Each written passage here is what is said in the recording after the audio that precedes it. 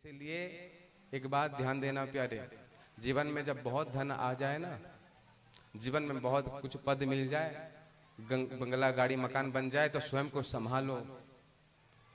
बहुत खतरनाक है ये। मैं फिर से आप सभी को आगाह करता हूं, जिस पैसे के पीछे, धन के पीछे, दौलत के पीछे तुम इतने पागलों की तरह घूम रहे हो प्यारे, ये बहुत खतरनाक है। ये आएंगे अकेले कभी नहीं आएंगे, इसके साथ ये अपने अहंकार को लेकर आते हैं। कल तक इतने छोटे थे महाराज, जिस गली से गुजरते थे 10 मित्र ऐसे निकल जाते थे। आज इतने पैसे वाले बन गए तो केवल अकेले हो गए, अब साथ कोई नहीं। क्यों? क्योंकि पैसा हमें ऐसे अहंकार के झूठे शिखर पर चढ़ाता है प्यारे, फिर कब हम गिर जाएं वहां केवल और केवल हम अकेले रह जाते हैं, पूरा जीवन निरस हो जाता है। फिर जो आनंद स्वयं को छोटा बनाने हैं प्यारे, वो आनंद स्वयं को बड़ा बनाने में कभी ना था ना कभी होगा। और मेरे प्रभु मेरे राम यदि किसी को मिले हैं जिसने स्वयं को छोटा समझा है, सबरी की भांति समझा है, केवट के भांति समझा है, निषाद राजगुह के भांति समझा है प्यारे, मेरे प्रभु उस तक पहुंचे हैं, उसे मिलकर गले लगाया है मेरे ठाकुर जी ने। इसलिए संभाल लो स्वयं को, क्योंकि धन आना बड़ी बात नहीं है, लेकिन धन को बचाना बहुत बड़ी बात है। पैसे तो खूब बरस जाएंगे प्यारे, लेकिन उस पैसा को कितना तुम बचा पाओगे? याद रखना, एक सूत्र जीवन में बांध लेना प्यारे, जब भी जीवन जो है आगे की ओर, समृद्धि की ओर, पैसे की ओर, धन की ओर, संपत्ति की ओर, पद की ओर अग्रसर होना, अगर स्वयं को उस माया से बचाना चाहते हो, ये तो आनी जानी लगी रहेगी। सबसे बड़ा आपका अस्त्र है विनय।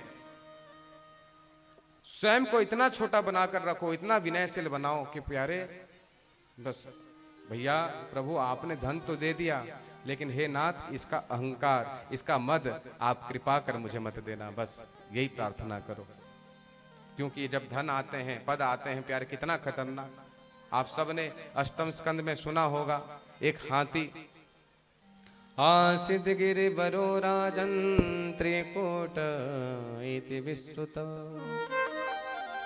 त्रिकूट नामक पर्वत में एक मदांध हस्ती रहता था, इतना बलवान था, बाघ सिंह सब इसे भयभीत होकर भाग जाते थे महाराज, क्योंकि ये इसका समय चलती में था। जिस गली से निकलता था, छोटे मोटे खरगोश मृग आदि जितने रहते थे सलाम ठोकते थे, महाराज आ गए, सलाम, जय हो प्रभु आपकी। जैसे जैसे सम्मान मिलता है वैसे वैसे अहंकार में सीना फूल जाता है महाराज। तो ये हाथी स्वयं के अतिरिक्त किसी को श्रेष्ठ नहीं समझता था, बड़ा भारी परिवार। जब तक सुख के दिन होते हैं प्यारे, ये सुख इतना बड़ा बेईमान है, दुख में सब सुमिरन करें, सुख में करे न कोई, सुख में जो सुमिरन करे तो दुख काहे को हो। हमारे यदि सच्चे मित्र कोई है तो प्यारे दुख है, लेकिन जब जीवन में सुख आने लगा, समझ लो कि ये भैया एक नंबर का शत्रु है। क्यों? इसका स्वभाव है, ये हमें अपने राम जी से अलग कर देता है, फिर हमें स्वयं के अलावा कोई नहीं दिखता महाराज।